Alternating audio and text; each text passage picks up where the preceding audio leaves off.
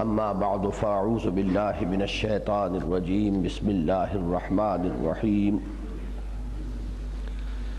یا ایہا الذین آمنوا لا تتخذوا عدوی وعدوکم اولیاء تلقون الیہم بالمودۃ وقد کفروا بما جاءکم من الحق یخرجون الرسول وإیاکم ان تؤمنوا باللہ ربکم ان کنتم خرجتم جہادا فی سبیلی وابتغاء مرضاتی تسرون الیہم بالمودۃ وانا اعلم بما اخفیتم وما اعلنتم ومن یفعلہ منکم فقد ضل سواء السبیل صدق اللہ العظیم۔ آج انشاءاللہ العظیم ہم دو صورتیں پڑھیں گے، سورہ ممتحنہ اور سورہ صف۔ یہ دونوں صورتیں دو دو رکوعوں پر مشتمل پر حق و باطل کی جو کشمکش اس وقت شدت کے ساتھ جاری تھی، اس کے ضمن میں بعض مسائل جو پیدا ہوئے، خاص طور پر رشتہ داریوں کی بنا پر، جو بعض مسلمانوں کی طرف سے کبھی کبھی کسی کمزوری کا اظہار ہو جاتا تھا کہ اس کے رشتہ دار یا تو دارالہجرت میں نہیں آ پائے، اس کے عزیز، اس کی اولاد ابھی مکہ مکرمہ ہی میں ہے، تو اب یہ ان کے لیے ایک پوائنٹ آف ویکنس تھا۔ ان کی وجہ سے کچھ کفار کے ساتھ نرم رویہ کہ وہ ہمارے اہل و عیال کے ساتھ زیادہ سختی نہ کریں، یا کسی اور سبب سے سابقہ دوستیاں، سابقہ مراسم آخر ایک دن میں تو نہیں ٹوٹ جاتے، کچے دھاگے نہیں ہوتے، اور اگر یہ کفار کے ساتھ کسی بھی نوعیت کا اس طرح کا تعلق برقرار رہے تو یہ ایک سورس آف ویکنس ہے پھر اس اقامت دین کی جد و جہد کے لیے۔ کسی بھی وقت کفار اس کو استعمال کر سکتے ہیں، دشمن اس سے فائدہ اٹھا سکتے ہیں، لہذا سب سے بڑا مضمون تو اس سورہ مبارکہ کا وہی ہے۔ اس کے علاوہ بعض مسائل جو خواتین سے متعلق پیدا ہو گئے تھے، صلح حدیبیہ میں جو بات طے پائی تھی اس کی بنا پر، اور کچھ اس وجہ سے کہ بعض مسلمان جو آ گئے ادھر مہاجر ہو کر، ان کی بیویاں جو وہاں رہ گئیں اور وہ کفر اور شرک ہی پر رہیں، تو اب مسئلہ پیدا ہوا کہ ان کے مابین وہ رشتہ ازدواج باقی رہا یا نہیں رہا۔ بعض خواتین جو ہجرت کر کے آ گئیں اور ان کے شوہر وہیں رہے اور وہ کافر رہے، تو یہ جو معاشرتی مسائل پیدا ہوئے اس حق و باطل کی کشمکش کی وجہ سے، اس میں خاص طور پر جو خواتین سے متعلق معاملات ہیں ان میں رہنمائی دی گئی ہے، یہ مضامین ہے۔ تو گویا کہ جو مرکزی نقطہ ہے وہ وہی ہے، جہاد اور کشمکش، اقامت دین کی جد و جہد اور اس سے پیدا شدہ مسائل۔ اگر وہ جد و جہد نہ ہو، ایک جامد مذہبیت کا تصور ہو، تو یہ مسائل پیدا ہی نہیں ہوتے۔ یہ مسائل پیدا ہی وہاں ہوں گے کہ جہاں ایک ایکٹیو کوئی موومنٹ ہو، دین کے غلبے کے لیے جد و جہد ہو رہی ہو، تو پھر یہ مسائل جو ہیں یہ واقعی مسائل ہیں، ورنہ یہ محض نظری بحثیں بن کر رہ جاتی ہیں۔ اس سلسلے میں ایک واقعہ پیش آ گیا تھا۔ حضرت حاتب ابن ابی بلتع مہاجر ہیں اور صادق الایمان لوگوں میں سے ہے، لیکن اس سے اصل میں یہ اندازہ ہوتا ہے کہ انسان جو بھی غیر نبی ہے اس سے کسی وقت کسی کمزوری کا ظہور ہو سکتا ہے، چنانچہ ان سے بھی ایک کمزوری کا ظہور ہو گیا۔ جیسے میں نے کل بھی عرض کیا تھا کہ حضرت عائشہ پر جب تہمت لگی ہے رضی اللہ تعالی عنہ، تو اس میں بعض سچے اہل ایمان بھی ملوث ہو گئے۔ اسی طریقے سے ان سے ایک کمزوری کا ظہور ہوا کہ ان کے اہل و عیال ابھی مکے میں تھے اور ان کا کوئی قبیلہ نہیں تھا، بلکہ یہ وہاں بعض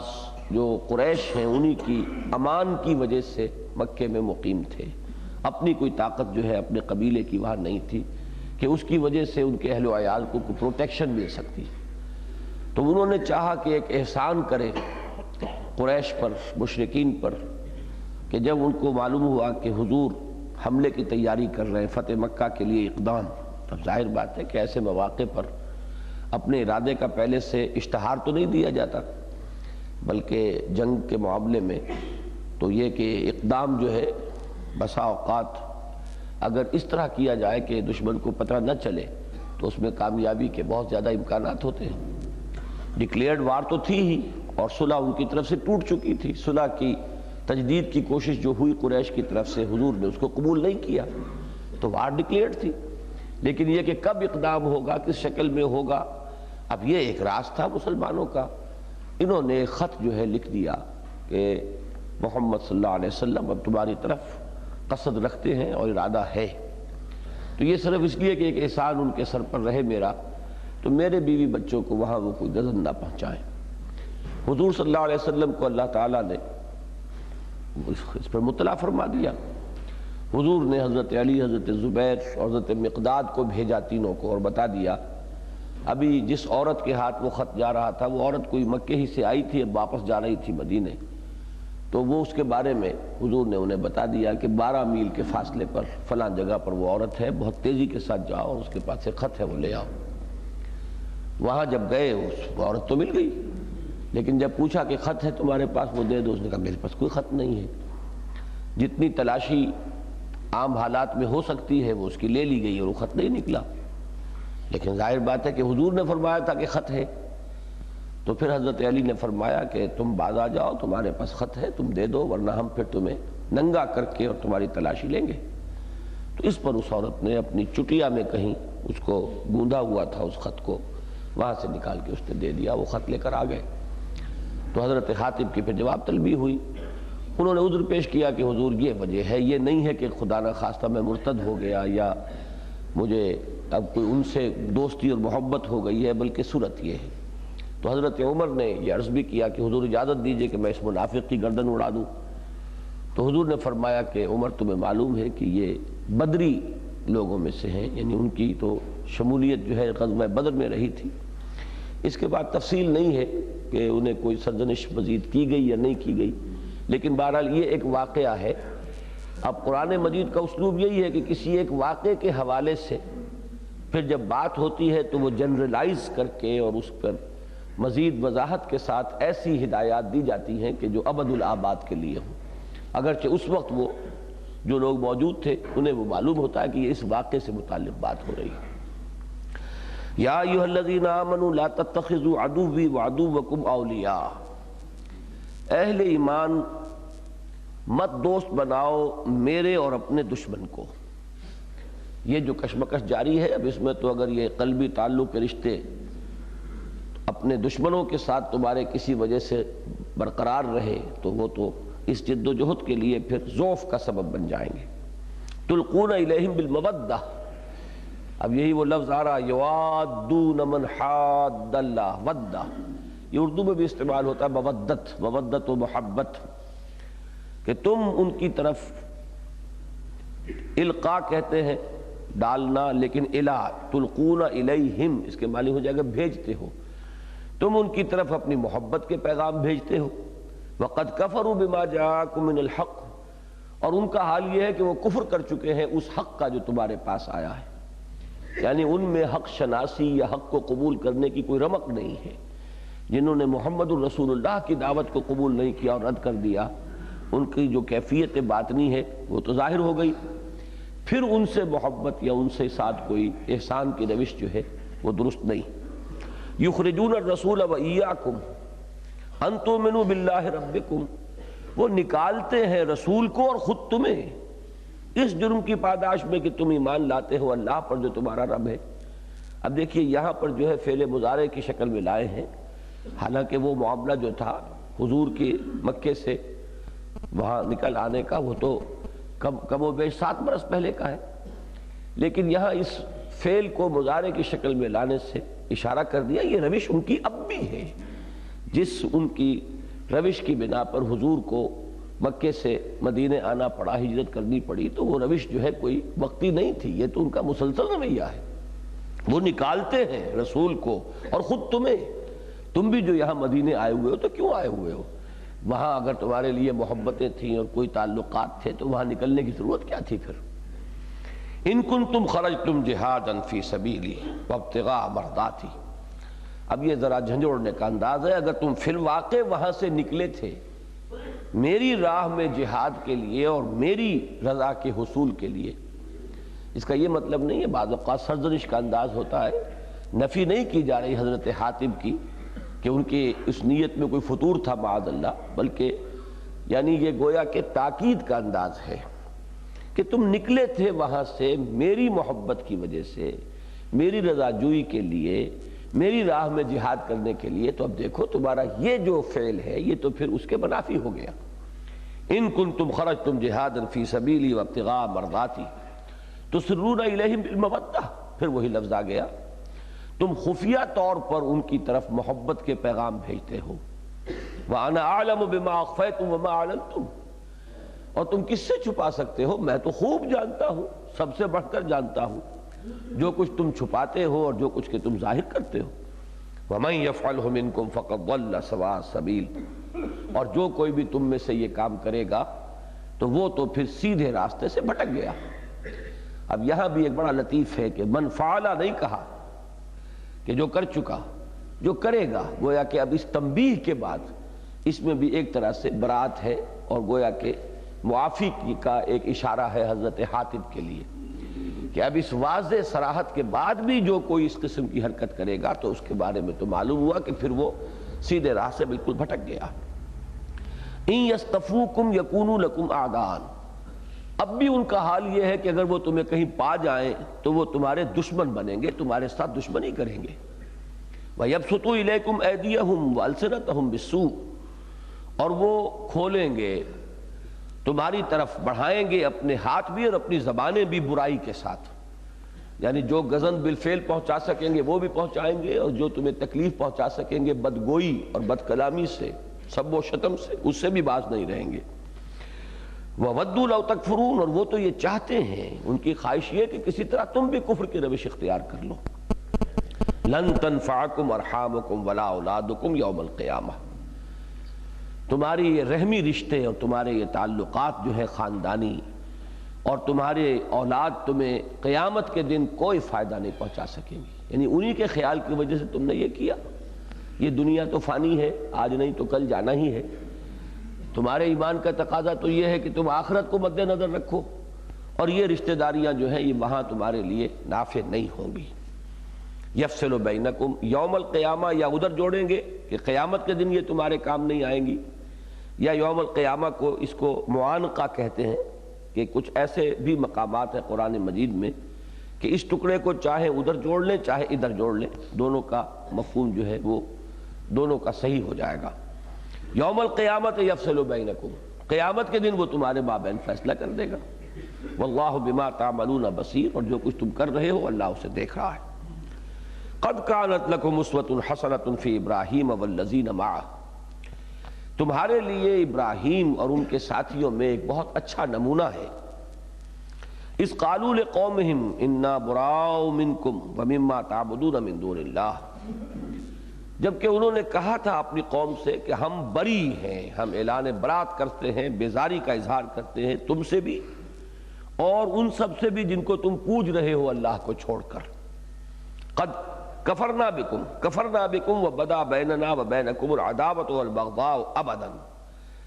ہم نے کفر کیا تمہارا، اب یہ کفر کا لفظ استعمال ہو رہا ہے، ومن یکفر بالطاغوت ویؤمن باللہ، جیسے لا الہ الا اللہ، اللہ کے الوہیت کے اس بات سے پہلے باقی سب کی الوہیت کی نفی ہو گئی، تو طاغوت کی اور شرک کی کا کفر کر کے اصل میں اللہ پر انسان ایمان لاتا ہے۔ تو انہوں نے یہ اعلان کیا ہم تمہارا کفر کرتے ہیں، تمہارے اعتقادات کا انکار کرتے ہیں، تمہاری جو بھی روایات ہیں ان کا انکار کرتے ہیں۔ قد کفرنا بکم، ہم کفر کر چکے تمہارے ساتھ، وبدا بیننا وبینکم العداوۃ والبغضاء ابدا، اور ہمارے اور تمہارے مابین اب بغض اور دشمنی ہمیشہ ہمیش کے لیے شروع ہو چکی ہے۔ حتی تؤمنوا باللہ وحدہ، یہاں تک کہ تم ایمان لاؤ اللہ پر، جو اللہ اکیلے اللہ پر، اس کے ساتھ کسی کو شریک نہ کرتے ہوئے۔ الا قول ابراہیم لابیہ، اس میں ایک استثناء ہے کہ ہاں ابراہیم نے اپنی اس محبت طبعی اور محبت فطری کے باعث اپنے والد سے یہ کہہ دیا تھا لاستغفرن لک وما املک لک من اللہ شیء، کہ میں تمہارے لیے استغفار کروں گا، ضرور استغفار کروں گا، اور مجھے کوئی اختیار حاصل نہیں ہے تمہارے بارے میں اللہ کی طرف سے کچھ بھی۔ تو اب یہ دونوں ٹکڑے بڑے پیارے ہیں کہ نبی بھی کہہ رہا ہے کہ مجھے کوئی اختیار حاصل نہیں، وہی جو حضور کے خطبے میں آتا ہے کہ یا فاطمہ بنت محمد انقذی نفسک من النار فانی لا املک لک من اللہ شیئا، یا صفیۃ عمۃ رسول اللہ انقذی نفسک من النار فانی لا املک لک من اللہ شیئا۔ اے صفیہ، اے محمد کی بیٹی، اے اللہ کے رسول کی پھوپھی صلی اللہ علیہ وسلم ورضی اللہ تعالی عنہما، تم خود اپنے آپ کو آگ سے بچانے کی کوشش کرو، جہنم سے بچنے کی فکر کرو، مجھے قیامت کے دن تمہارے بارے میں کوئی اختیار حاصل نہیں ہوگا۔ تو حضرت ابراہیم نے اس کا بھی وضاحت فرما دی، لیکن ایک وعدہ بھی کیا تھا، اور یہ قرآن مجید میں کئی جگہ جگہ آیا ہے کہ ان کی طبیعت میں وہ بہت نرمی تھی، لَأَوَّاهٌ حلیم، تو اس بنا پر ایک وعدہ کر لیا تھا، وہ وعدہ انہوں نے نبھایا اور استغفار کیا، لیکن ایک دوسرے مقام پر موجود ہے فَلَمَّا تَبَيَّنَ لَهُ أَنَّهُ عَدُوٌّ لِلَّهِ، جب بالکل بات واضح ہو گئی کہ یہ تو اللہ کا دشمن ہے، یہ کسی طرح بھی بات ماننے والا نہیں، تو تبرأ منہ، تو پھر اس سے بھی برات کر لی تھی۔ لیکن بہرحال ایک نرمی کا پہلو تھا نا، اس میں بھی ایک اللہ تعالیٰ کی طرف سے گویا کہ شفقت کا اظہار ہو رہا ہے حاطب پر، کہ یہ اسی طرح کی ایک نرمی تھی جو دل میں پیدا ہو گئی تھی، اور اس کی وجہ سے کمزوری کا ظہور ہو گیا۔ ربنا علیک توکلنا والیک انبنا والیک المصیر، اے رب ہمارے، ہم تجھ ہی پر توکل کرتے ہیں اور تیری ہی طرف ہم رجوع کرتے ہیں اور تیری ہی طرف ہمیں لوٹنا ہے۔ ربنا لا تجعلنا فتنة للذین کفروا، اے رب ہمارے، ہمیں اہل ایمان کا تختہ مشق نہ بنا دے، یعنی اللہ تعالیٰ آزماتا ہے کفار کو، تو اسی آزمائش میں انہیں آزادی دے رکھی ہے، اس آزادی کی وجہ سے وہ اہل ایمان کو ستاتے ہیں۔ یہ ہے مفہوم اس کا کہ ہمیں ان کے لیے فتنہ نہ بنا، کسوٹی پر آپ رگڑتے ہیں کسی چیز کو کہ اس کو دیکھیں کہ کھری ہے کہ کھوٹی ہے، تو کسوٹی تو رگڑی گئی نا غریب۔ اسی طرح وہ مسلمان بیچارے جو ہیں وہ اس وقت جو مظالم سہ رہے تھے، کیونکہ اللہ کفار کو ان کی آزمائش کے لیے ڈھیل دے رہا تھا۔ ربنا لا تجعلنا فتنة للذین کفروا واغفر لنا ربنا، اور اے رب ہمارے، ہماری مغفرت فرما، انک انت العزیز الحکیم، یقیناً تو ہی ہے غالب اور حکمت والا۔ لقد کان لکم فیہم اسوۃ حسنہ، مسلمانوں تمہارے لیے ان کے اس رویے میں ایک اسوہ حسنہ ہے، ایک نیک نمونہ ہے، اچھا نمونہ ہے۔ لمن کان یرجو اللہ والیوم الآخر، یہ الفاظ بالکل وہی ہیں جو سورہ احزاب میں بھی ہیں، جس وہاں جو مشہور آیت ہے بہت، لقد کان لکم فی رسول اللہ اسوۃ حسنۃ لمن کان یرجو اللہ والیوم الآخر۔ اسوہ تو اپنی جگہ ہے، لیکن اس اسوے سے استفادے کے لیے شرطیں یہ ہے، جیسے قرآن تو ہدایت تامہ ہے، لیکن اس سے استفادے کے لیے شرط تقویٰ ہے، ھدی للمتقین، اپنی جگہ ھدی للناس ہے، لیکن اس سے استفادے کے لیے کچھ نہ کچھ انسان میں خدا ترسی، کچھ اپنی نیت کے بھی تو اس کے اندر کچھ حصہ ہونا چاہیے، وہ اگر نہیں ہے تو پھر فائدہ نہیں اٹھا سکے گا۔ اسی طرح حضور ہو، حضرت ابراہیم ہو علیہ السلام، وہ اپنی جگہ اسوہ کاملہ ہے، لیکن ان سے استفادہ تو وہی کر سکے گا جس میں یہ دو کیفیات ہوں، جو اللہ کی امید رکھتا ہو اور یوم آخر کی۔ وَمَن يَتَوَلَّ فَإِنَّ اللَّهَ هُوَ الْغَنِيُّ الْحَمِيدُ، اور جو کوئی روگردانی کرے، پیٹھ موڑ لے، اس اسوے کی پیروی نہ کرے، وہ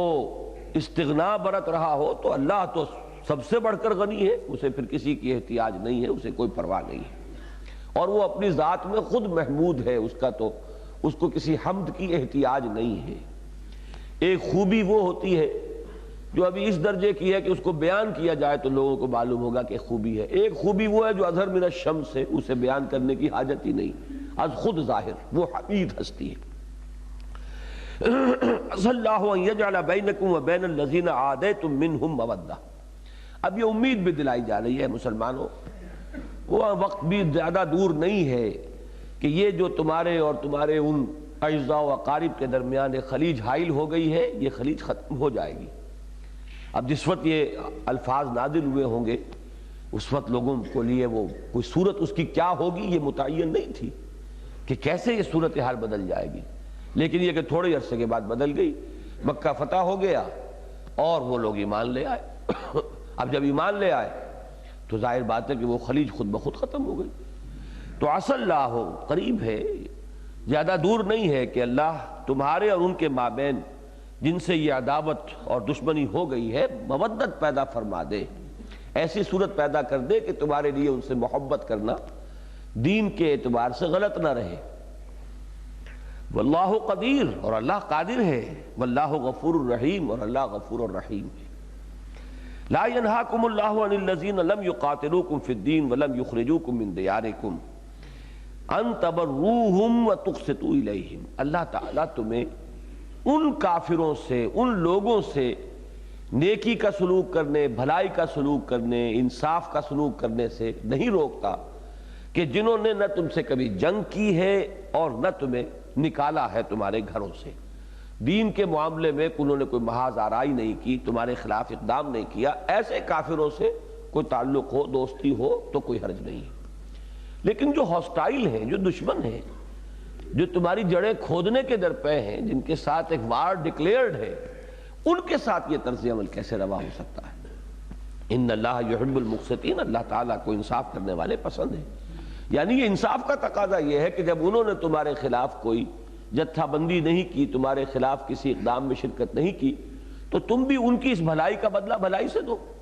لیکن جو لوگ تمہارے خلاف نبرد آزما ہیں، سفارا ہیں،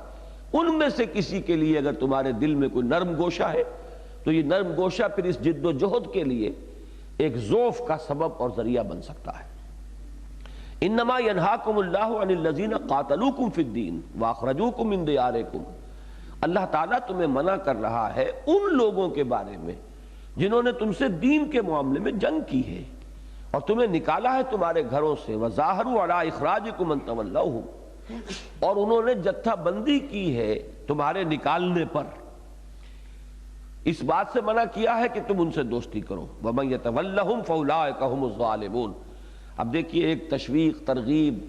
فہمائش کا انداز ہوتا ہے، پھر ایک انداز پھر دھمکی کا بھی آتا ہے کہ اب اگر اس سب کے باوجود بھی تم ان کے ساتھ دوستی کرو گے تو جان لو گے پھر جو لوگ ایسا کریں گے وہ ظالم ٹھہریں گے اللہ کی نگاہ میں۔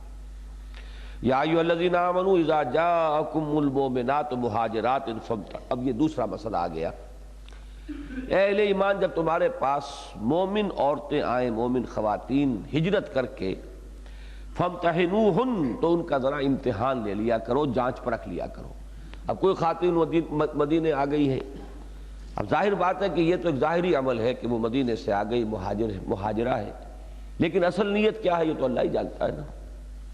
ہو سکتا ہے ویسے ہی کوئی آوارہ عورت بھاگ کر آئی ہو وہاں سے اور یہاں پناہ لینے کے لیے اور مسلمانوں کی حمایت حاصل کرنے کے لیے وہ اپنے آپ کو مہاجرہ ظاہر کر کے اور وہ حیثیت حاصل کرے، مراعات حاصل کرے، اور اس طرح کے اور بہت سی، میں نے آخری بات بیان کر دی ہے۔ تو یہ اصل میں صلح حدیبیہ میں چونکہ جو الفاظ طے ہوئے تھے معاہدے کے، اس میں یہ تھا کہ جو مسلمان وہاں سے اب آئے مکے کو چھوڑ کر مدینے، تو حضور پابند ہو گئے تھے کہ انہیں واپس کریں۔ عورتوں کے معاملے میں اب یہ معاملہ بڑا نازک تھا۔ کوئی عورت اللہ کی بندی، مومنہ، مسلمہ، وہ کسی طرح جان بچا کر وہاں سے آئی ہو، مردوں کے لیے تو آسان تھا کہ ان کو واپس کر دیا جائے، عورتوں کا کیا کیا جائے؟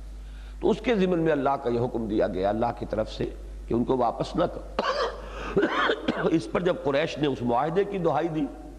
تو حضور نے فرمایا وہاں لفظ جو ہے رجل ہے، اگرچہ عام طور پر تو یہ ہوتا ہے کہ اس رجل کے اندر سمجھ لیا جاتا ہے کہ اس میں سبھی شریک ہیں، برسبیل تغلیب اسے کہا جاتا ہے، لیکن جب لفظ موجود ہے رجل تو معاہدے کی خلاف ورزی نہیں ہو رہی ہے۔ مرد، رجل کے معنی مرد ہے، کسی مرد کو ہم نہیں روکیں گے، لوٹا دیں گے، لیکن خواتین کا معاملہ اس سے مستثنیٰ رہے گا۔ بہرحال یہ جو ہے اللہ تعالیٰ کے حکم کے تحت یہ فیصلہ کیا ہے محمد الرسول اللہ صلی اللہ علیہ وسلم۔ لیکن جو بھی آ گئی عورت، جیسے کہ حدیث میں بھی آتا ہے، اس میں بھی کہا گیا نا کہ من کانت ہجرتہ الی اللہ ورسولہ فہجرتہ الی اللہ ورسولہ ومن کانت ہجرتہ لدنیا یصیبها او امرأۃ ینکحها فہجرتہ الی ما ہاجر الیہ۔ تو ایسے ہو سکتا ہے کہ یہ بھی کسی مرد سے شادی کے لیے یہاں پر چلی آئی ہوں اور اصل جو ہے ان کی غرض و غایت جو ہے وہ دینی ہجرت نہ ہو، تو ذرا انہیں جانچ پرکھ لیا کرو۔ اب یہاں دیکھیے بڑی لطیف انداز میں بتایا جا رہا ہے کہ ایمان ایک ایسی مخفی حقیقت ہے کہ قطعیت کے ساتھ تو جاننا ممکن ہی نہیں ہے کہ کسی میں ایمان ہے یا نہیں ہے، لیکن پھر بھی دنیا کے معاملات کو چلانے کے لیے کچھ نہ کچھ قیافہ اندازہ کرنا ہوتا ہے. تو یہ دونوں باتیں اب آ جائیں گی. اے اہل ایمان، جب تمہارے پاس مومن عورتیں آئیں ہجرت کرتی ہوئی تو ان کو ذرا جانچ پرکھ لیا کرو. اللہ عالم بایمانہن، اللہ ان کے ایمان سے زیادہ واقف ہے، ایمان ہے یا نہیں ہے، کتنا ہے.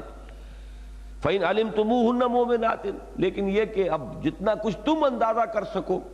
تو اگر تمہارا یہ گمان یہی بنے کہ واقعی یہ مومن ہی ہے، فَلَا تَرْجِعُوهُنَّ إِلَى الْكُفَّارِ، تو انہیں کافروں کی طرف مت لوٹاؤ، مت واپس پھیرو.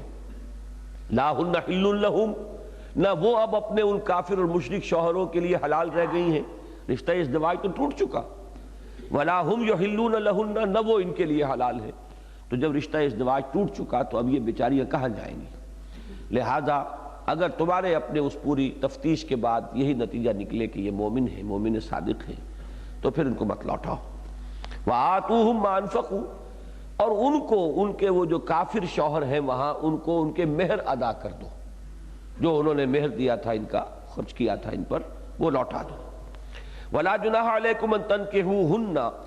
اور تمہارے لیے کوئی حرج والی بات نہیں ہے اگر تم اب ان سے نکاح کر لو. اذا آتیتموہن اجورہن، اب انہیں ظاہر بات ہے مسلمان معاشرے کے اندر انکارپوریٹ کرنا تھا، جذب کرنا تھا. اب یہ نہیں ہے کہ وہ چونکہ طلاق نہیں دے رہا تو یہ تو بندھی بیٹھی ہے بیچاری ابھی، تو وہ تو رشتہ جو ہے ازدواج کا ٹوٹ چکا. جب یہ ایمان لے آئی اور وہ کفر اور شرک پر رہا تو کوئی قباحت محسوس نہ کرو، کوئی ہچکچاہٹ محسوس نہ کرو کہ ان کے ساتھ تم نکاح کر لو جبکہ تم انہیں ان کے مہر ادا کر دو. وَلَا تُمْسِكُوا بِعِصَمِ الْكَوَافِرِ، اسی طرح تم بھی کافر عورتوں کی عصمتیں جو ہیں وہ اپنے پاس روکے نہ رکھو. یعنی اگر کافر ہے تمہاری بیوی جو رہ گئی وہاں اور کافر ہی ہے، کفر پر قائم ہے، تو تم یہ نہ سمجھو کہ وہ تمہاری بیویاں ہیں، تم انہیں اپنے حوالہ عقد کے اندر روکے نہ رکھو. وَاسْأَلُوا مَا أَنفَقْتُمْ، اور تمہارا اب یہ حق بنتا ہے کہ جو تم نے مہر دیا تھا وہ تم طلب کر لو، کہ بھئی اس اسلام اور کفر کی بنیاد پر ہمارے اور تمہارے درمیان رشتہ جو تھا ازدواج کا وہ ٹوٹ چکا ہے، لہذا ہمارا جو مہر ہے وہ واپس کرو. وَلْيَسْأَلُوا مَا أَنفَقُوا، اور جو انہوں نے خرچ کیا تھا چاہیے کہ وہ طلب کرے. یعنی قرآن مجید کا انداز تو یہ تھا کہ یہ باہمی مفاہمت سے یہ مسئلہ طے ہو جائے کفار کے اور اہل ایمان کے مابین، کہ یہ جو خواتین کا مسئلہ ہے نازک مسئلہ ہے، اس میں ہم مل جل کر طے کر لیں کہ جو بھی لین دین ہے حساب اس کا کر لیا کریں. لیکن ظاہر بات ہے کہ یہ ضروری نہیں تھا کہ کفار اس کے ساتھ اس طریقے سے آمادہ ہو جاتے، تو اس کا حکم بھی آگے آ جائے گا. ذالکم حکم اللہ یحکم بینکم،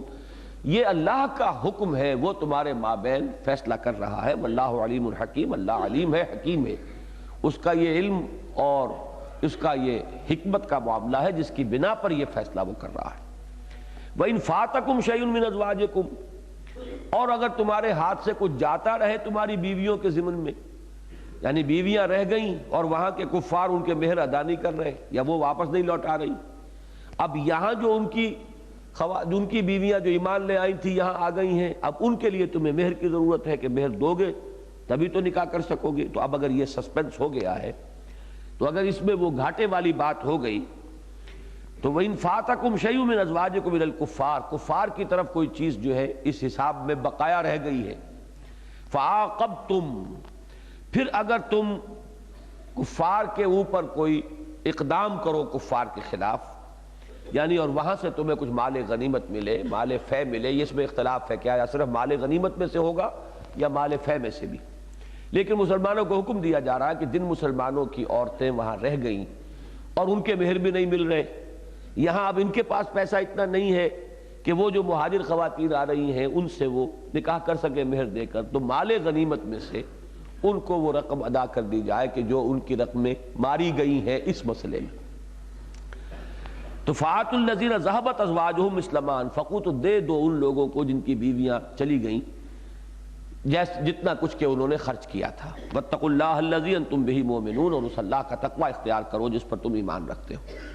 یعنی یہ کہ یہ نہ بتا دیا جائے کہ کسی شخص کا مہر تو اس نے دیا ہو 10,000، اب وہ کلیم کرے کہ نہیں 50,000 میں نے دیا تھا لہذا مال غنیمت میں سے مجھے 50,000 دیا جائے. اس میں ظاہر بات ہے کہ معاملہ اصل جو ہے وہ تقوی کا ہے.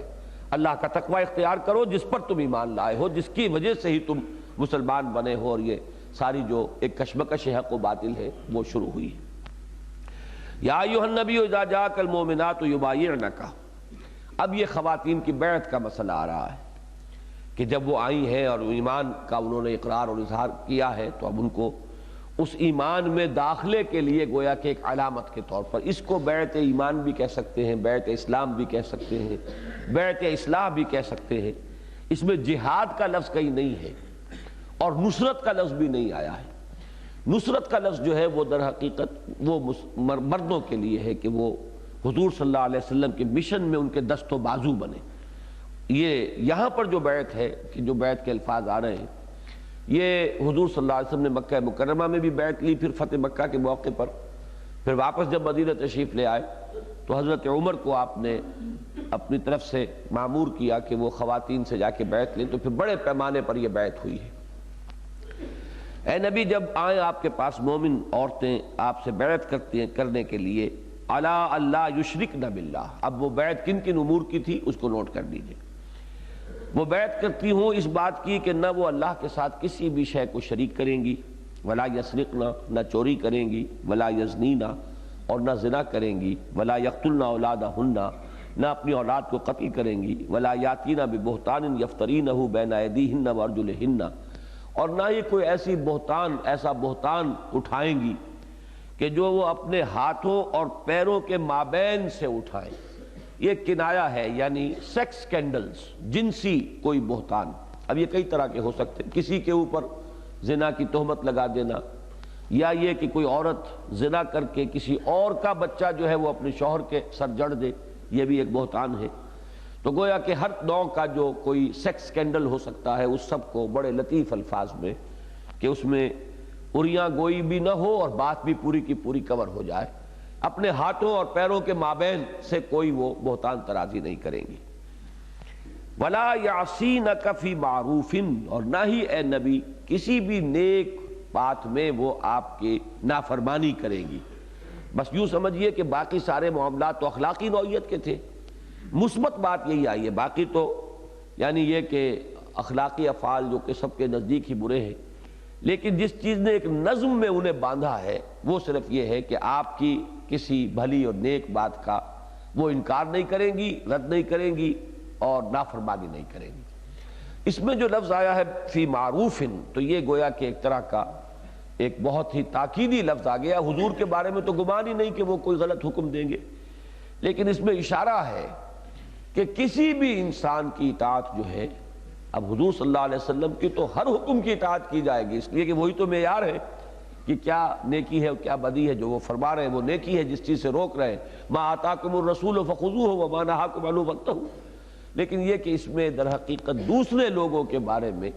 ایک لطیف انداز میں اشارہ کر دیا گیا کہ کسی کا یہ حق نہیں بنتا کہ اس کی اطاعت مطلق ہو جائے، کہ جو چاہے حکم دے دے، ایسی جو ہے ایبسلیوٹ ڈکٹیٹرشپ اس کی اسلام میں گنجائش نہیں ہے۔ جو بھی نظم ہو، نظم جماعت ہو یا نظم حکومت ہو، کوئی سا بھی نظم ہو، لا طاعۃ لمخلوق فی معصیۃ الخالق، مخلوق میں سے کسی بھی ایسی ہستی کی حکم برداری نہیں کی جائے گی کہ جو معصیت کا حکم دے رہا ہو، جس میں کہ اللہ کی، خالق کی معصیت لازم آتی ہے۔ فبایعہن واستغفر لہن اللہ، تو اے نبی ان سے بیعت لے لیجئے، ان کی بیعت قبول فرما لیجئے اور ان کے لیے اللہ تعالیٰ سے استغفار کیجئے۔ ان اللہ غفور الرحیم، یقیناً اللہ غفور ہے اور رحیم ہے۔ یا ایھا الذین آمنوا لا تتولوا قوما غضب اللہ علیہم، اب پھر وہی بات، یہ قرآن مجید کا اسلوب ہے کہ ایک بات اگرچہ بڑی تفصیلاً زیر بحث آ چکی، لیکن اب خاتمہ کلام پر پھر اس کی طرف زور توجہ، تاکہ پورا تنبؤ ہو جائے کہ یہ بات بڑی اہم ہے۔ اہل ایمان، ایسے لوگوں کے دوستی نہ اختیار کرو، لا تتولوا قوما غضب اللہ علیہم، جن پر اللہ کا غضب آ چکا ہے۔ یعنی اس سے بڑا اور کیا ہوگا ان کے مغضوب ہونے کا نشان کہ وہ محمد الرسول اللہ صلی اللہ علیہ وسلم کو گھروں سے نکالنے والے اور ان کی دعوت کو رد کرنے والے ہیں۔ قد یئسوا من الآخرۃ، وہ آخرت سے اسی طرح مایوس ہو چکے ہیں جیسے کہ قبروں میں پڑے ہوئے جو کافر ہیں وہ مایوس ہو چکے ہیں۔ یعنی قبروں میں جو پڑے ہوئے کافر اس وقت ہیں، دنیا میں تو رہتے ہوئے بھی عالم آخرت جو ہے وہ کلیتاً عالم غیب ہے ہمارے لیے، ہم اسے کے بارے میں کچھ بھی بظاہر تجربہ ہمارا نہیں ہے، لیکن جو قبروں میں پہنچ گئے ہیں انہیں تو تجربہ ہو چکا نا، پہلی منزل تو دیکھ لی انہوں نے، لہذا اب ان پر جس طرح کی مایوسی کا غلبہ ہے کفار پر جو قبروں میں ہے کہ ہمارے لیے اب کوئی شکل نہیں ہے بچاؤ کی، بالکل اسی طریقے سے وہ آخرت سے مایوس ہو چکے ہیں۔ تو ایک تو دنیا میں ہے انسان کا تقوی یا خوف یا مایوسی کا معاملہ، اس سے کہیں شدید ہے ان کا جو قبر میں پہنچ چکے، جو حقیقت کے کچھ پردے ان پر اٹھ چکے ہیں، ظاہر ہو چکی ہے بات۔ تو اس لیے ان کی مثال دے کر شدت جو ہے یاس کی اور مایوسی کی اس کی طرف اشارہ کیا گیا ہے۔ اذان دے دی جائے۔ اعوذ باللہ من الشیطان الرجیم، بسم اللہ الرحمن الرحیم۔ اب سورہ صف آ گئی ہے، اور یہ سورہ صف ہمارے منتخب نصاب کی بھی مرکزی صورتوں میں سے ہے، اور آپ میں سے اکثر و بیشتر حضرات نے اس کے دروس مجھ سے یا بالمشافہ سنے ہوں گے یا ان کے کیسٹ سنے ہوں گے، اس لیے کچھ زیادہ تفصیل کی اس وقت ضرورت نہیں ہے اور وقت بھی نہیں ہے ہمارے پاس۔ صرف یہ نوٹ کر لیجئے کہ یہ جو 10 صورتوں کا ایک گلدستہ ہے مدنیات کا، اس میں بالکل وسط میں جوڑا ہے یہ سورہ صف اور سورہ جمعہ، یہ گویا کہ قلب ہے ان صورتوں کا، بالکل درمیان میں۔ اور جو 5 مسبحات ہیں ان میں سے ان کے بالکل وسط میں جو ہے یہ سورہ صف ہے۔ 2 مسبحات آ چکی ہیں، سورہ حدید اور سورۃ الحشر، تیسری یہ ہے۔ 2 اس کے بعد ہے سورہ جمعہ اور سورہ تغابن۔ تو بحیثیت مجموعی ان 10 صورتوں میں جو اس کا وسط بنتا ہے وہ جوڑا ہے سورہ صف اور سورہ جمعہ کا، اور یہی باہم اس طریقے سے متحد بھی ہیں مسبحات میں سے کہ مسلسل یہی دونوں صورتیں ہیں جن میں تسبیح کا ذکر ہے، سبح للہ یسبح للہ، اور پوری تکمیل یہ کہ ان میں ماضی اور مضارع کا بھی یہاں اتحاد ہو جاتا ہے۔ یہ دونوں صورتیں نبی اکرم صلی اللہ علیہ وسلم کا جو انقلابی جو پہلو ہے آپ کی سیرت کا، اس کے اعتبار سے اہم ترین ہے، اس لیے کہ انقلاب میں ایک تو ہدف معین ہوتا ہے، کرنا کیا ہے، منزل کیا ہے، جانا کہاں ہے، دوسرے یہ کہ طریقہ معین ہوتا ہے، کس طریقے سے جانا ہے، طریقہ کار کیا ہے۔ تو سورہ صف میں نبی اکرم صلی اللہ علیہ وسلم کی جد و جہد کا ہدف معین ہو گیا ہے، اور سورہ جمعہ میں اس کا طریقہ کار جو ہے، بنیادی طریقہ کار، اساسی منہاج، وہ واضح ہوا ہے۔ سبح للہ ما فی السماوات و ما فی الارض، اللہ کی تسبیح کرتی ہے ہر شے جو آسمانوں میں ہے اور ہر شے جو زمین میں ہے، وَهُوَ العزیز الحکیم، اور وہ زبردست ہے، حکمت والا۔ یا ایھا الذین آمنوا لم تقولون ما لا تفعلون، اہل ایمان کیوں کہتے ہو جو کرتے نہیں۔ اس کا ایک تعلق خاص جڑے گا آخری آیت کے ساتھ، قال الحواریون نحن انصار اللہ، حواریین نے کہا نا کہ ہم ہیں اللہ کے مددگار، تو یہ قول ہے یہ۔ تو جو کوئی بھی اہل ایمان میں سے یہ کہے کہ ہم محمد کے مددگار ہیں صلی اللہ علیہ وسلم، اسے سوچ سمجھ کر کہنا چاہیے کہ اب اس کے تقاضوں کو پورا کرنا ہوگا۔ ہم ساتھی ہیں حضور کے، ہم آپ کے دست و بازو بنیں گے، ہم اس مشن میں آپ کے اس مقصد بعثت کی تکمیل میں آپ کا ساتھ دیں گے۔ تو ذرا اس کو اچھی طرح جو ہے اپنے آپ کو تول کر کہنا چاہیے، لما تقولون ما لا تفعلون، کیوں کہتے ہو جو کرتے نہیں۔ کبر مقتا عند اللہ ان تقولوا ما لا تفعلون، یہ جو زبانی دعوے کرنے ہیں کہ جن کا عمل کے اندر پھر اس کا ایفا نہ ہو، تو یہ بجائے اس کے کہ کوئی کریڈٹ دلوائے تمہیں، الٹا اللہ تعالیٰ کے ہاں یہ اس کے غضب، اس کے غصے، اس کی بیزاری کا باعث بنے گا۔ بہت بڑی ہے بات اللہ کے نزدیک بیزاری کی کہ تم کہو جو کچھ کے کرتے نہیں۔ اور جان لو اگر اللہ سے محبت ہے اور اللہ کے رسول کی نصرت کا تم اگر کچھ اپنے اندر ایک داعیہ محسوس کرتے ہو، اس کی کوئی تمنا اور آرزو ہے، تو پھر دیکھ لو آخری منزل کیا ہے، ان اللہ یحب الذین یقاتلون فی سبیلہ صفا کانہم بنیان مرصوص۔ اللہ کو تو محبت ہے اپنے ان بندوں سے، اللہ کو تو پسند ہے اپنے وہ بندے جو اس کی راہ میں قتال کرتے ہیں، جنگ کرتے ہیں، صفیں باندھ کر گویا کہ سیسا پلائی ہوئی دیوار ہے کہ کوئی رخنا اس دیوار میں نہیں پڑ سکتا۔ تو یہ بھی ایسی دیواریں ہیں کہ ان میں کوئی رخنا نہیں پڑ سکتا، کوئی ان میں سے پیٹھ دکھا کر بھاگنے والا نہیں۔ وَإِذْ قَالَ مُوسَىٰ لِقَوْمِهِ، اب وہ جو قول اور عمل کے تضاد کی مثال دی جا رہی ہے کہ تم سے پہلے کی امت بنی اسرائیل، یہ جو ایک نشان عبرت ہے اس کے حال پر غور کرو اور اس سے سبق اور نصیحت اخذ کرو۔ یاد کرو جب کہ کہا تھا موسیٰ نے اپنی قوم سے لِمَ تُؤْذُونَنِی، یا قوم لِمَ تُؤْذُونَنِی، اے میری قوم کے لوگوں کیوں مجھے اذیت دے رہے ہو، کیوں مجھے تکلیفیں پہنچا رہے ہو، وَقَدْ تَعْلَمُونَ أَنِّی رَسُولُ اللَّهِ إِلَيْکُمْ، اور تم خوب جان چکے ہو، خوب جانتے ہو، اچھی طرح جانتے ہو کہ میں اللہ کا رسول ہوں تمہاری طرف، میں کوئی تمہارا عام جیسے رہنما ہوتے ہیں، لیڈر ہوتے ہیں، وہ تو نہیں ہوں، میں رسول ہوں، اور تم جانتے ہو، پھر تمہارا یہ طرز عمل۔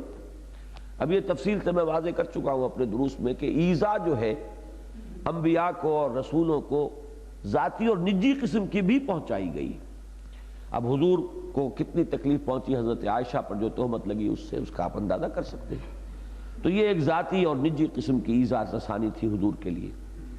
لیکن جو اصل ایذا ہے وہ تو یہ ہے کہ وہ لوگ کہ جو زبانی دعوے کر رہے ہوں کہ ہم آپ کے ساتھی ہیں، وقت پڑنے پر محسوس ہو کہ وہ تو دم دبا کر بھاگ گئے، انکار کر دیا۔ اگر وہی معاملہ غزوہ بدر سے پہلے کہیں خدا نہ خواستہ صحابہ بھی کرتے حضور کے ساتھ، کہ جب آپ نے وہ مجلس مشاورت منعقد کی تھی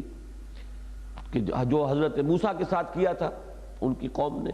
کہ اذا بنتا وربک فقاتلا انا ہاہنا قاعدون، جاؤ موسیٰ تم اور تمہارا رب جنگ کرو اللہ کی راہ میں، ہم تو یہیں بیٹھے ہیں، یہ کام ہم سے نہیں ہوتا۔ خدا نہ خواستہ یہ بات اگر صحابہ بھی کہتے تو حضور کو کتنا صدمہ پہنچتا، اس کا آپ اندازہ کر لیں۔ تو اصل میں میرے نزدیک ان آیات کے ربط میں یہی مفہوم اس کا زیادہ راجح ہے۔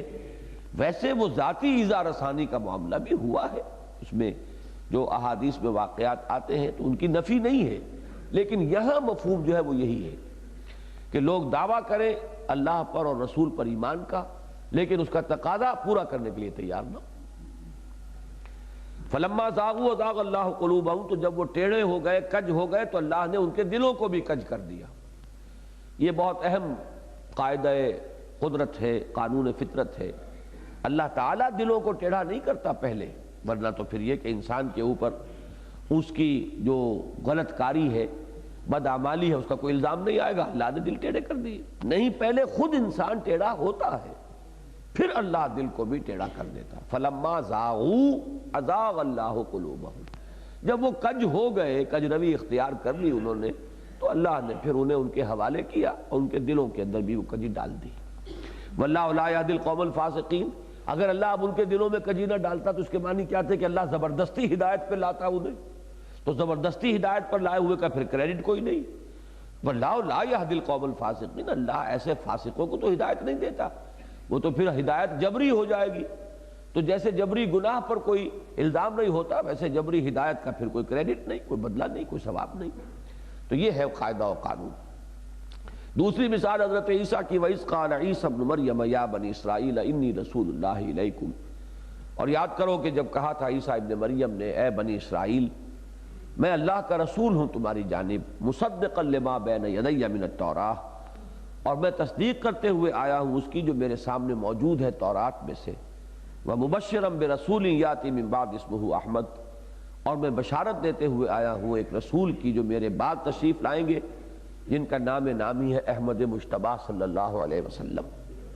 فلما جاءہم بالبینات، جا کا ضمیر کس کی طرف ہے؟ حضرت موسیٰ کی طرف، جب حضرت عیسیٰ کی طرف، کہ جب وہ آئے ان کے پاس کھلی کھلی نشانیوں کے ساتھ، اس لیے کہ جتنے کھلے معجزے حضرت عیسیٰ کو دیے گئے، حسی معجزے، ظاہر و باہر، آنکھوں سے دیکھے جانے والے معجزے، جیسا کہ میں عرض کر چکا ہوں ویسے معجزے اور کسی کو نہیں ملے۔ حضور کا معجزہ افضل ہے قرآن، لیکن یہ کہ یہ معجزہ حسی نہیں، معنوی ہے۔ تو فرمایا کہ جب وہ کھلی نشانیوں کے ساتھ آئے، قالوا ھذا سحر مبین، تو ان بدبختوں نے یہ کہا کہ یہ تو جادو ہے، ان کے ان معجزات کو جادو قرار دیا، جیسے کہ حضرت موسیٰ کے معجزے کا مقابلہ کرنے کے لیے فرعون نے جادوگروں کو جمع کیا تھا۔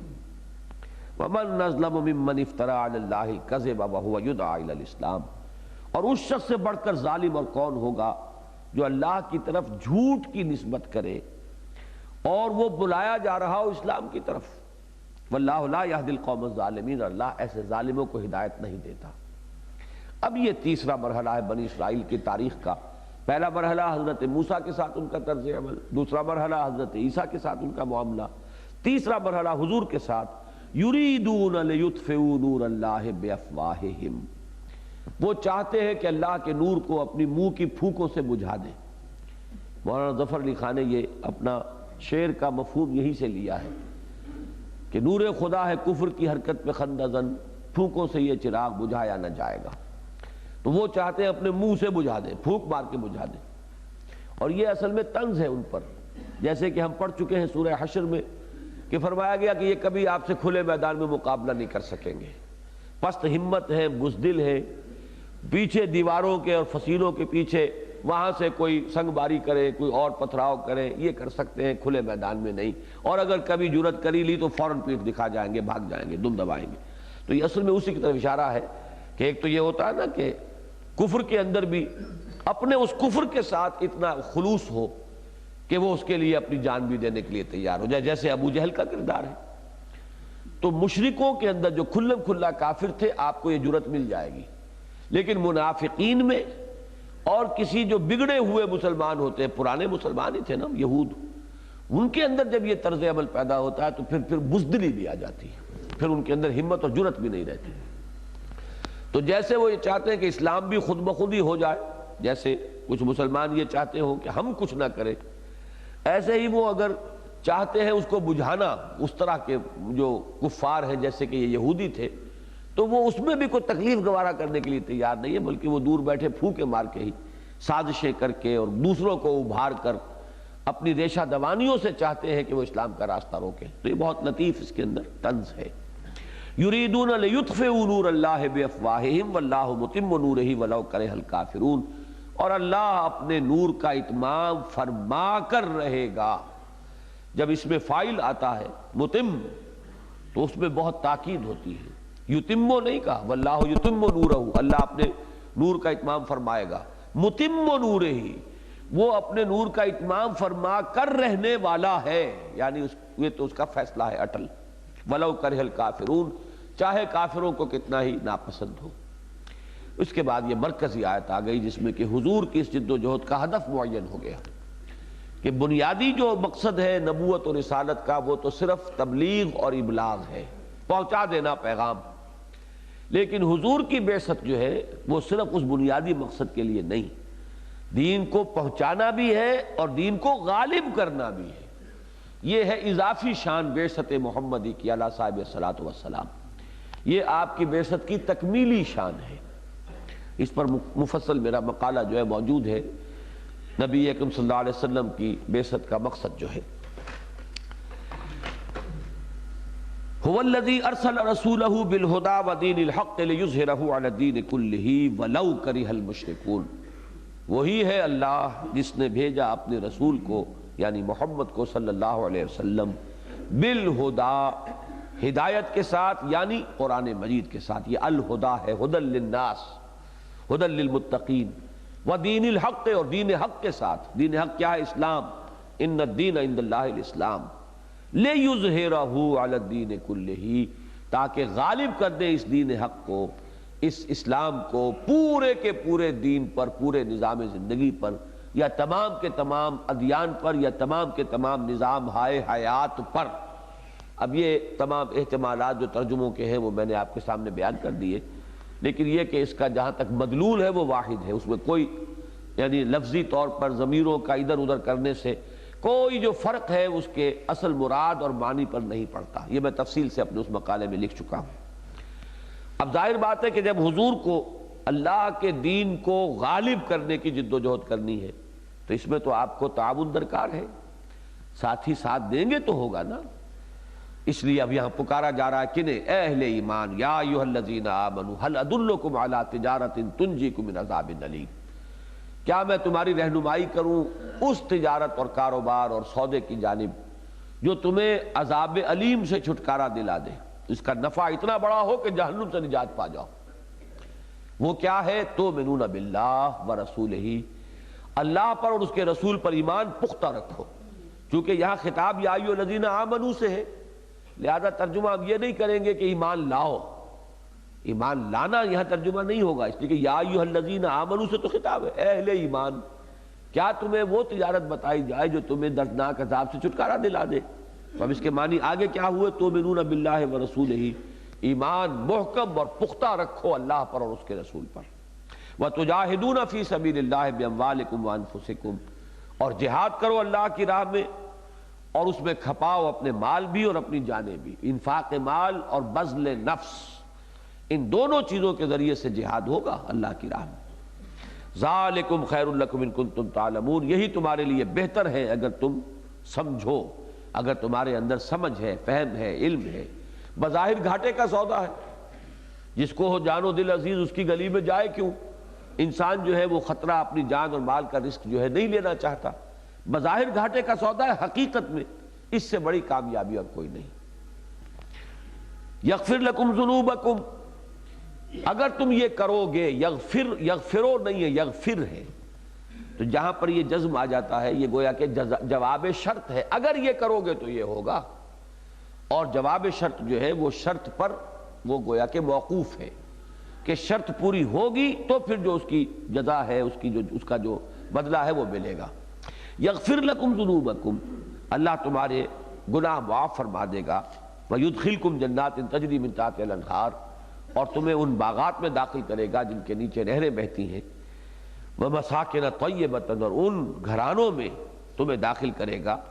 کہ جو بہت پاکیزہ ہیں، فی جنات عدن، بہشت کے باغات میں۔ اب یہ ہے وعدے آخرت کے، ذالک الفوز العظیم، یہی ہے بڑی کامیابی۔ یعنی دنیا میں بظاہر کامیابی ہو جائے تو وہ ایک نافلۃ لک ہے، وہ اضافی شے ہے، اصل کامیابی تو وہاں کی کامیابی، اصل نصب العین بندہ مومن کی جد و جہد کا، اور اس کا اصل مقصود جو ہے وہ فلاح اخروی ہے۔ فلاح اخروی کے دو ہمیشہ پہلو آئیں گے، ایک طرف مغفرت، ایک طرف جنت۔ مغفرت جو ہے اس کا منفی پہلو ہے، معافی، عفو، درگزر خطاؤں سے اللہ تعالیٰ کا اعلان عفو، اور اس کا جو مثبت نتیجہ ہے وہ جنت کا داخلہ ہے۔ تو اسی لیے ہم نے سورہ حدید میں الفاظ پڑھے، سابقوا الی مغفرۃ من ربکم وجنۃ عرضھا کعرض السماء والارض،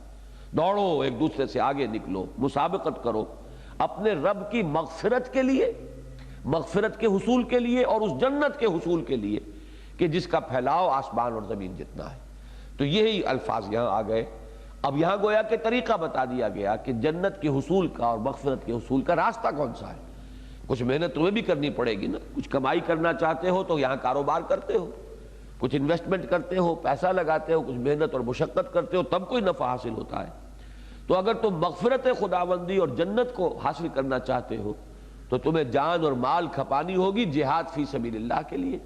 اور جہاد فی سبیل اللہ کا ہدف کیا ہے؟ اظہار و دین الحق علی الدین کلہ، جس کے لیے محمد رسول اللہ مبعوث ہوئے صلی اللہ علیہ وسلم۔ تو یہ دو اور دو چار کی طرح یہ لنکس جو ہے اپنے ذہن میں قائم رکھنی چاہیے۔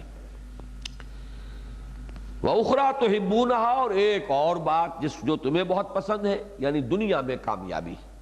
انسان کی یہ بھی طبعی کمزوری سمجھ لیجئے، یہ ہے کہ وہ یہ چاہتا ہے کہ جو کچھ میں کر رہا ہوں اس کا نتیجہ بھی میری نگاہوں کے سامنے آ جائے۔ اس کا حتمی وعدہ نہیں ہے اللہ کی طرف سے۔ ہو سکتا ہے کوئی شخص محنت کرے ساری عمر اور کوئی ظاہری اور محسوس نتیجہ نہ نکلے۔ 950 برس حضرت نوح علیہ السلام نے دعوت دی اور بہت ہی معدود چند لوگ ایمان لائے، کوئی ظاہری کوئی بڑا انقلاب وہاں نہیں آ سکا۔ تو کیا اس میں حضرت نوح ناکام ہو گئے؟ معاذ اللہ، نہیں۔ اصل کامیابی جو ہے وہ تو آخرت کی کامیابی ہے۔ اس لیے ہمیشہ یہ ذہن میں رکھنا چاہیے کہ دنیاوی کامیابی ایک اضافی شے ہے، ہو جائے تو کیا کہنے، نہ ہو تو اس میں بدل ہونے کی بات نہیں۔ ہماری کامیابی کا دار و مدار اس پر نہیں ہے، ہماری کامیابی جو ہے وہ تو اصل میں آخرت کی کامیابی ہے۔ اس لیے اس کو جدا کر دیا، ذالک الفوز العظیم پر وہ بحث تو ختم ہو گئی۔ بڑی کامیابی تو وہ ہے، باقی یہ کہ ہاں مسلمانوں تم سے وعدہ ہے، یہ معاہدہ جو ہے وہ خاص اس زمانے کے ساتھ ہو گیا، اور آئندہ کے لیے بھی جب اس طرح کی شرطیں پوری ہو جائیں گی تو اللہ کا وعدہ پورا ہوگا۔ لیکن یہ ہر وقت ہر حال کا وعدہ نہیں ہے، اور اندازہ یہی ہوتا ہے کہ یہ غزوہ احزاب ہی کے ساتھ متصلاً یا اس کے بعد نازل ہوئی ہیں یہ آیات، اور اسی کی روح سے پھر حضور نے صحابہ کرام کو بتا دیا تھا کہ اے مسلمانوں، now the tables have been turned، اب وہ ٹائڈ جو ہے اس کا رخ بدل گیا ہے۔ یہ چڑھ چڑھ کر آ رہے تھے ہم پر، لن تغزوکم قریش بعد عامکم ھذا ولکنکم تغزونہم، اب وہ تم پر چڑھائی کر کے نہیں آئیں گے، اب تم ان کی طرف اقدام کرو گے۔ وہ اقدام اگلے سال حضور نے فرمایا، 1400 صحابہ کے ساتھ عمرے کے لیے تشریف لے گئے، جس کے نتیجے میں صلح حدیبیہ ہوئی۔ انا فتحنا لک فتحا مبینا، ایک بہت بڑی فتح کا دروازہ اس سے کھل گیا۔ تو یہ ہے بات کہی گئی حضور سے، وَأُخْرَىٰ تُحِبُّونَهَا، اور مسلمانوں ایک اور چیز جو تمہیں بہت پسند ہے، نصر من اللہ وفتح قریب، اب اللہ کی مدد جو ہے وہ آیا چاہتی ہے، اور فتح جو ہے وہ تمہارے قدم چوما چاہتی ہے۔ اب زیادہ دیر نہیں رہا، تم امتحان کی کٹھن مراحل میں سے گزر آئے ہو، تم نے اپنے صدق کا ثبوت فراہم کر دیا ہے۔ اللہ کے ہاں تمہاری یہ قربانیاں اور تمہارا یہ صبر و ثبات اور تمہاری استقامت جو ہے اس کو قبولیت حاصل ہو گئی ہے، اور فرمایا حضور کو حکم دے دیا، وَبَشِّرِ الْمُؤْمِنِينَ، اے نبی آپ اہل ایمان کو بشارت دے دیجئے کہ اب وہ سخت گھڑیاں جو ہیں وہ ختم ہو رہی ہیں، انشاءاللہ بہت جلد تم دیکھو گے کہ یہ بادل سب چھٹ گئے اور مطلع صاف ہو گیا۔ جاء الحق وزهق الباطل ان الباطل كان زهوقا یا ایھا الذین آمنوا کونوا انصار اللہ۔ اب یہ پکار بات تو ساری ہو چکی ہے، لیکن جیسے پچھلی صورت میں تھا کہ اہم ترین بات کو پھر آخری آیت میں لے آئے، تو اگرچہ مضمون تو وہی ہے، بنو اللہ کے مددگار اور اللہ کے رسول کے مددگار، بنو ان کے دست و بازو، نکلو آگے، ہمت کرو، جان اور مال کھپاؤ، گھبراؤ نہیں، یہی نفع کا سودا ہے، جائی جاست، اسی میں فلاح ہے، یہی کامیابی ہے۔ لیکن اب اس کو یہاں پر ایک اعتبار سے جو ہے اس کے اندر اضافہ کر دیا کہ یہ جب تک کہ تم مدد نہیں کرو گے رسول کی، ان کے دست و بازو نہیں بنو گے۔ اب اس میں ضرورت پہ سامنے آ گئی ایک جماعت کی، کہ یہ کام جو ہے دین کی غلبے کی کوشش، یہ انفرادی طور پر نہیں ہو سکتا۔ اس کے لیے تو یہ ہے کہ کونوا انصار اللہ، اللہ کے مددگار بنو، جیسے کہ حضرت عیسیٰ کی مثال دی گئی، ان کے حواریین نے کہا تھا ہم اللہ کے مددگار ہیں، اور یہ اللہ کی مدد اور اس کے رسول کی مدد یہ ایک ہی شے ہے۔ اس لیے کہ رسول کوئی اپنی مملکت بنانے کے لیے تو نہیں تم سے مدد مانگ رہے کہ مجھے اپنی حکومت قائم کرنی، آؤ میرے ساتھ تو میں بھی تمہیں حصہ دوں گا اس میں سے، یہ نہیں ہے، بلکہ وہ تو اپنے اس فرض منصبی کو، اپنے مقصد بعثت کو پورا کرنے کے لیے انہوں نے تو اپنے آپ کو لگا دیا، تن من دھن اس کا اپنا جو ہے صرف کر دیا۔ اب تمہارا کام ہے کہ جہاں ان کا پسینہ گر رہا ہو وہاں اپنا خون بہاؤ، اپنی جانیں دو، پروانہ وار اپنے آپ کو ان کے اس مشن پر نثار کرو،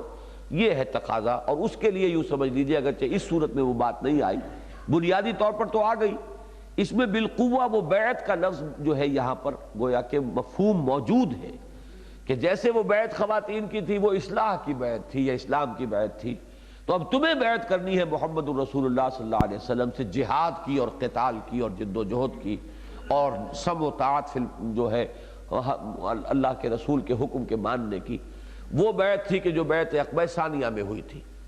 مردوں سے جو پہلی بیعت انصار سے لی تھی حضور نے، اس کے الفاظ وہ تھے